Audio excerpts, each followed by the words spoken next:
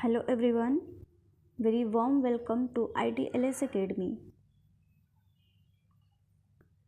Our lecture is we are going to discuss our ongoing lecture, that is evaluation of non-antibiotic antimicrobial agents, and our topic will be evaluation of liquid disinfectants.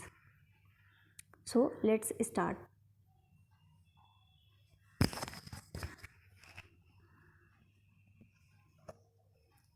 Evaluation of liquid disinfectants. This evaluation may conveniently be classified into suspension test and counting methods.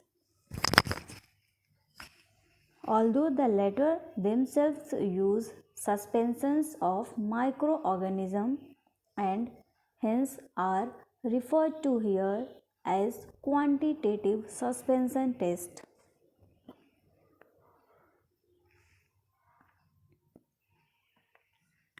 So, first is suspension test.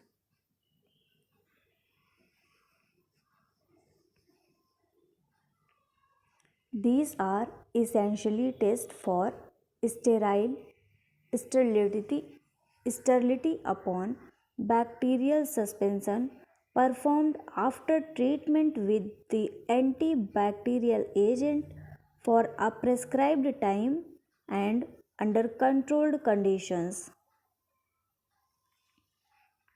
They differ in the manner in which the experiment findings are calculated as well as the details of experimental procedure.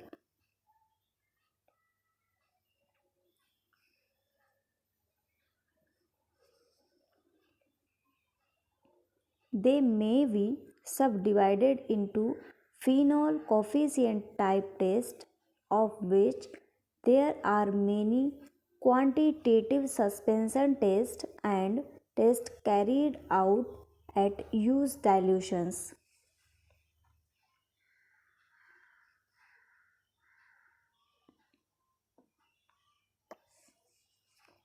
Phenol coefficient test.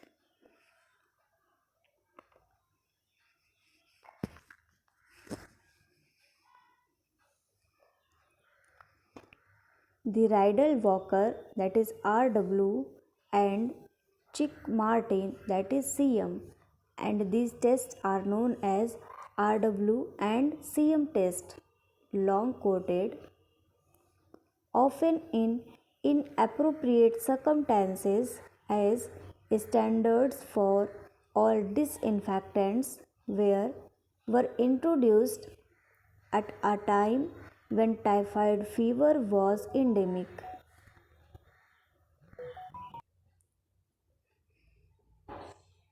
This test, the tests were an attempt to standardize phenolic disinfectant claims or to kill the causal organism, that is Salmonella typhi of typhoid fever. In the case of CM test, account was taken of the presence of organic matter. During the first decade of the 20th century, when the RW and CM tests were first described, it is true to say that these were valid tests.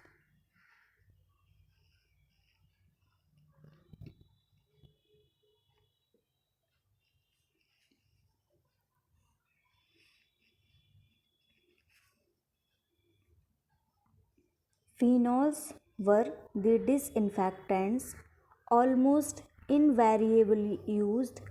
Typhoid fever was still a present, although declining, menace to public health, and it was utensils, rooms, and surfaces at room temperature which were to be disinfected.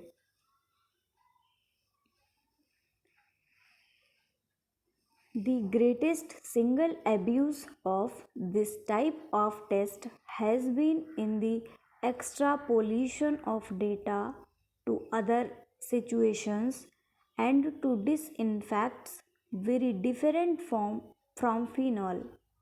Thus, it was not uncommon to find a preparation recommended for the treatment of wounds and declared able to kill staphylococci, the skin, at 37 degrees centigrade in the presence of serum, that is organic matter, and claimed as being 6 times as effective as pure phenol as judged by the RW test.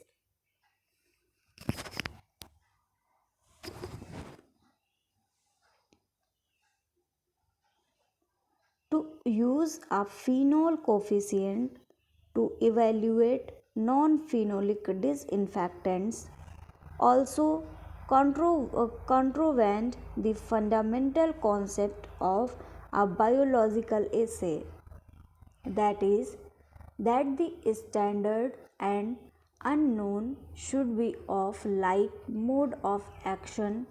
Not surprisingly, therefore, the RW and CM tests are falling into tissues, but full accounts will be found in the appropriate British standards.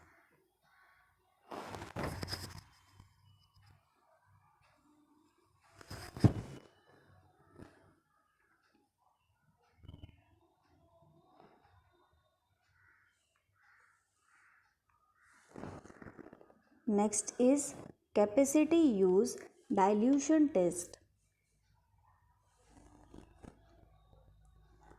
The Kelsey-Sykes test, having regard to the many disadvantages alleged against the RW and CM test, attempts were made and published in the early 1960s to find improved test methods.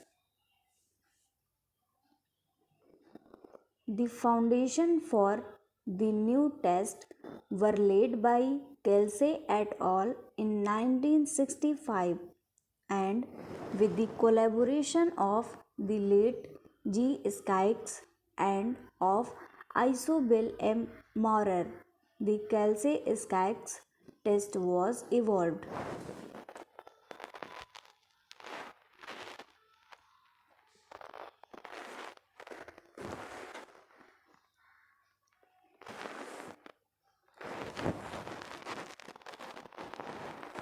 This test embodied several principles. Firstly, it was a capacity test. Here, a bacterial inoculum was added to the disinfectant in 3 successive lots at 0, 1, and 5 minutes. This is the principle of capacity test, where the capacity or lack of capacity of disinfectant to destroy successive addition of a bacterial culture is tested.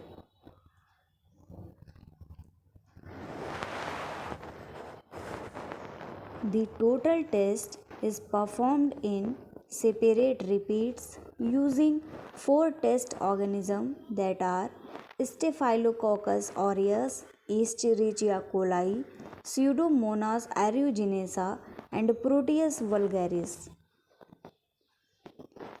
These were considered a more realistic choice than Salmonella typhi, employed as the sole test organism in the RW and CM test.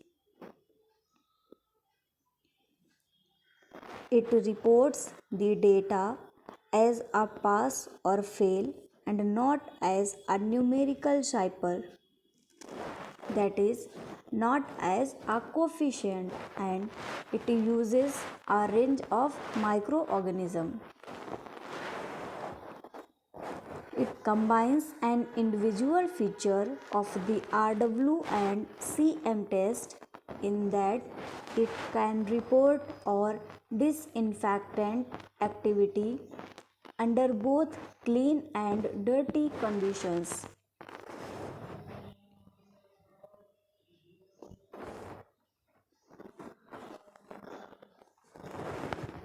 Next is quantitative suspension test.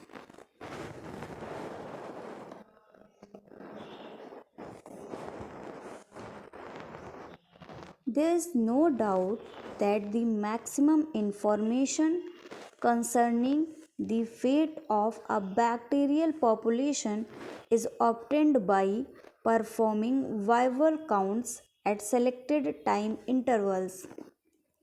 Alternatively, the number of survivors expressed as the percentage remaining viable at the end of a given period of time may be determined by viable counts, and this parameter is often used in assessing bactericidal activity. Vival counting is a technique used in all branches of pure and applied bacteriology.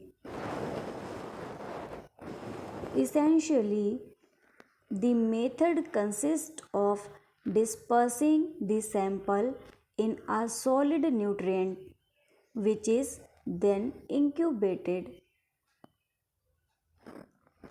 Any developing colonies are counted, and if the assumption is made that each countable colony arises from a single viable cell in the original sample and that each viable cell is capable of eventually producing a colony, the viable bacterial content of the sample is thus determined.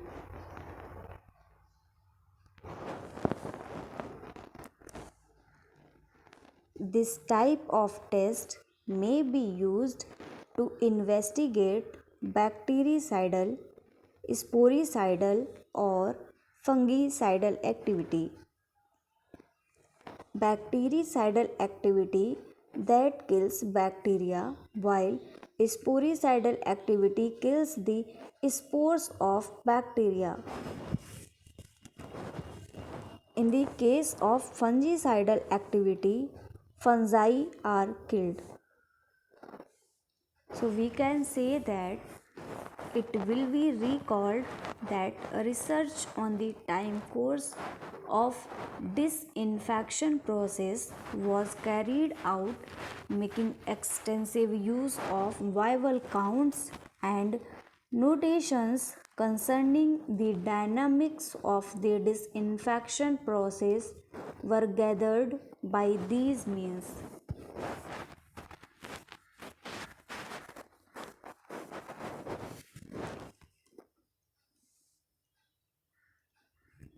Test should also be done in the presence of organic matter, that is albumin, and in hard water.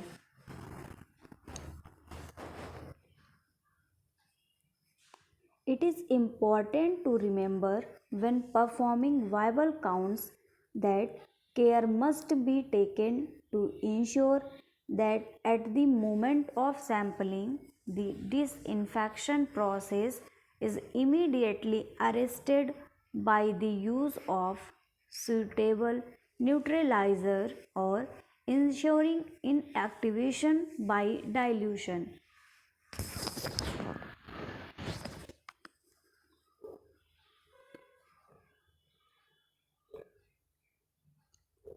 Membrane filtration is an alternative procedure, and the principle of which is that treated cells are retained on the filter whilst the disinfectant forms are the filtrate forms. After washing in situ, the membrane is transferred to the surface of a solid, that is agar, and recovery medium, and the colonies that develop on the membrane are counted.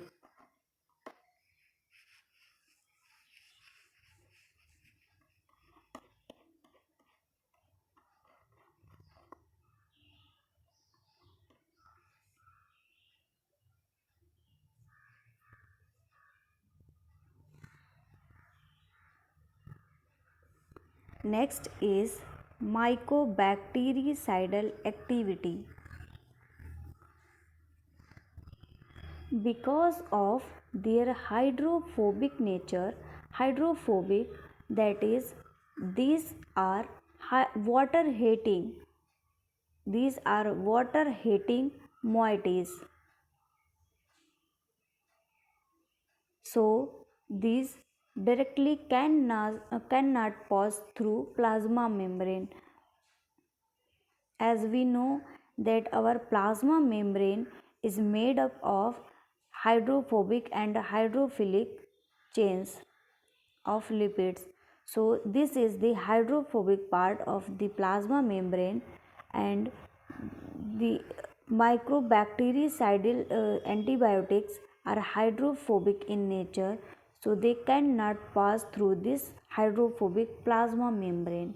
So it is often difficult to prepare homogeneous suspension of mycobacteria. As we know that for making any suspension there must be solubility, but in the case of mycobacteria, as these are hydrophobic, so they will not mix with the water, so this activity does not performed by mycobacteria, and it becomes difficult to prepare homogeneous suspension of mycobacteria. Moreover, some example Mycobacterium tuberculosis are slow growing strains.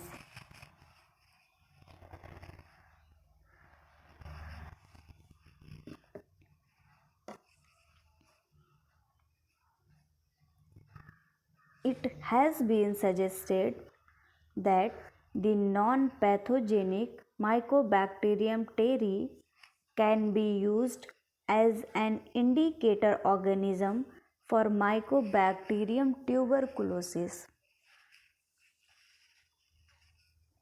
Generally, the principle of testing is same as for the other non-sporing bacteria.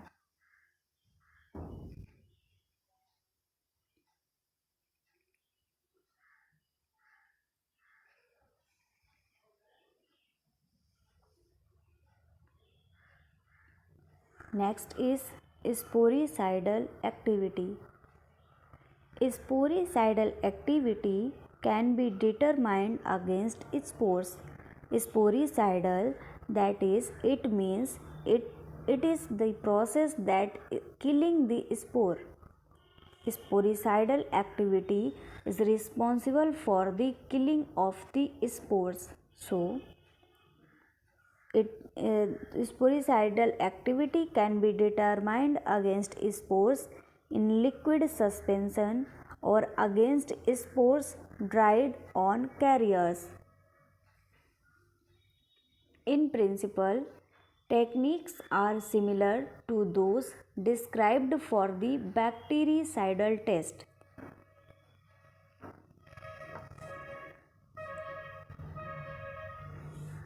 However, it should be realized that spores must germinate and outgrow before colony formation is observed. For this reason, incubation of recovery media should be continued for several days.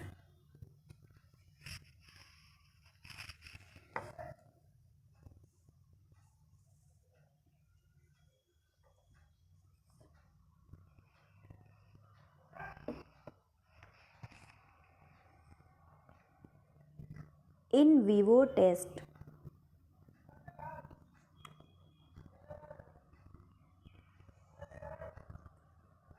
tests considered above have all been conducted in artificial or laboratory conditions. So we can say that if any test conducted in artificial conditions, that test is known as in vivo test. This may be satisfactory when disinfectants are required to act in non-living environment. However, many antibacterials are used on living tissues and on the skin, and so tests to evaluate them in these situations are called for.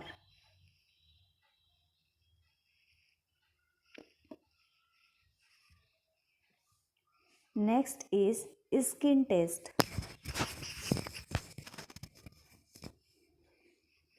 The test organism may be placed on the skin, for example, on the back of the hand, and the preparation to be evaluated placed on the same area. After a given time interval, the area is swabbed with sterile cotton wool and the swab incubated in a suitable medium or washed in a suitable fluid, and now viral counts are subsequently made.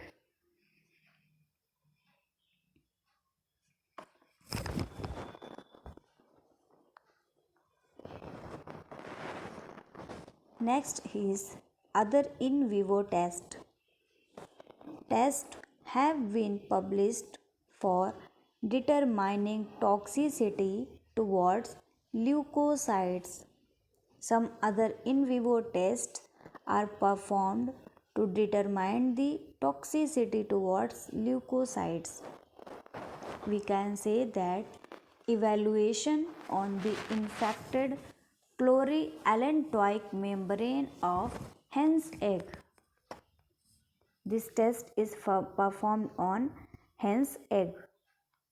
So, evaluation on the infected chlorallantoic membrane of hen's egg was suggested as being a useful method of testing potential wound disinfectants.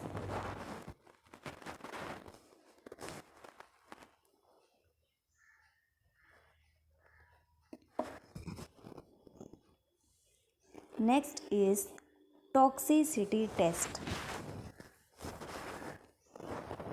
It is prudent to make an assessment of the systematic toxicity of a preparation to be used on wounds to guard against the possibility of general poisoning which may follow absorption of the medicament.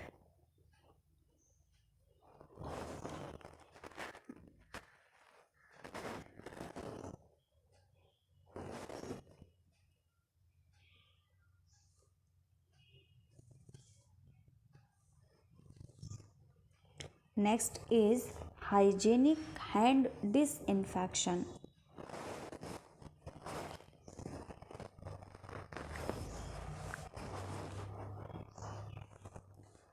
Hygienic hand disinfection is a term used to denote the killing and removal of transient microorganism on the skin.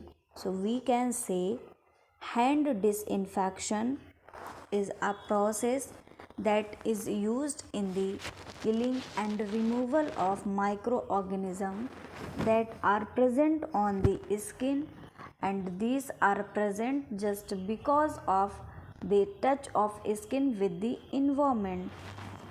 So those germs that literally come and go and which do not therefore form part of the resident skin population.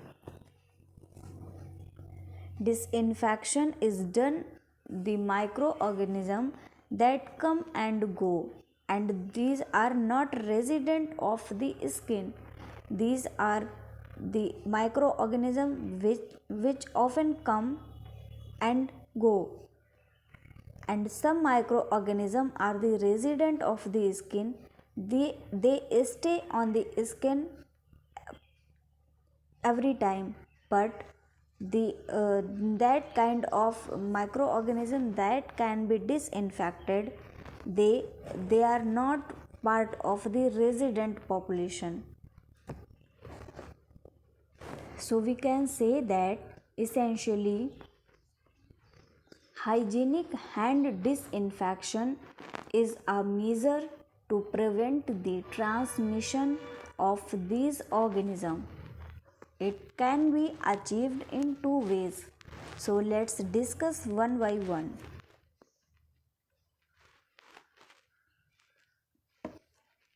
Point 1 is use of a hygienic hand rub.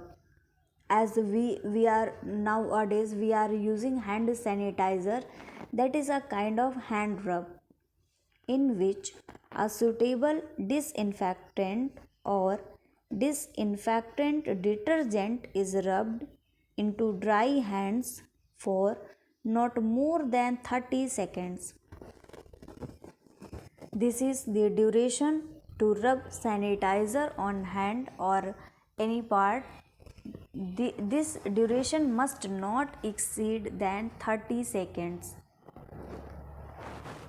Here, suitable test method is to compare a product with a standard, that is 70% ethanol or 60% isopropanol,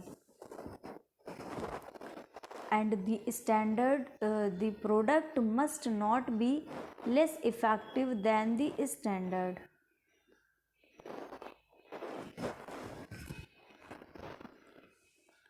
Second point is use of a hygienic hand wash in which a suitable disinfectant or disinfectant detergent is rubbed into wet or dry hands. In the hygienic hand wash, we can rub any disinfectants into wet or dry, both kind of hands. But in the case of hygienic hand rub, there should be dry hands always. So, for not more than 30 seconds. Here one thing is common in hand rub and hand wash, that the duration must not exceed than 30 seconds, and then washing the hands in water. Here a suitable test method is to compare a product with a standard, that is soap and water. The product must be significantly more effective than the control.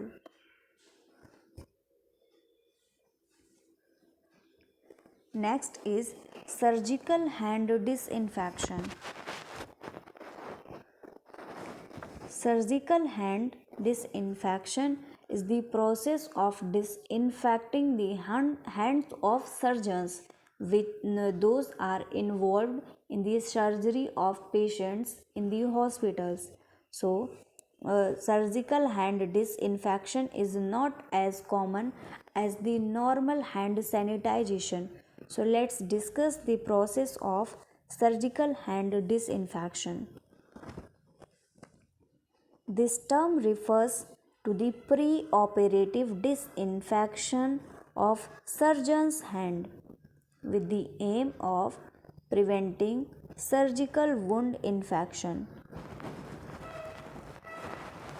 The most important criteria associated with surgical hand disinfections are: first is a reduction of the resident skin flora to low levels.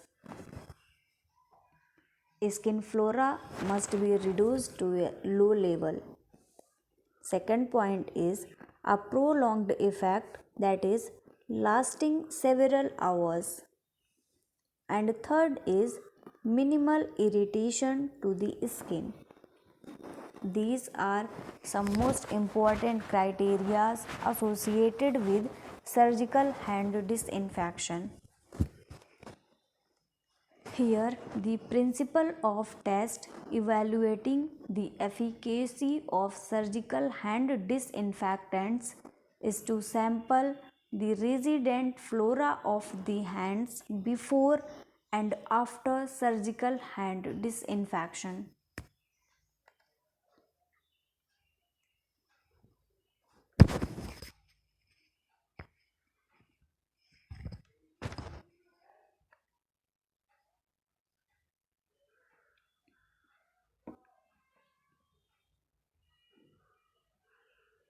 So thank you very much guys for watching this session.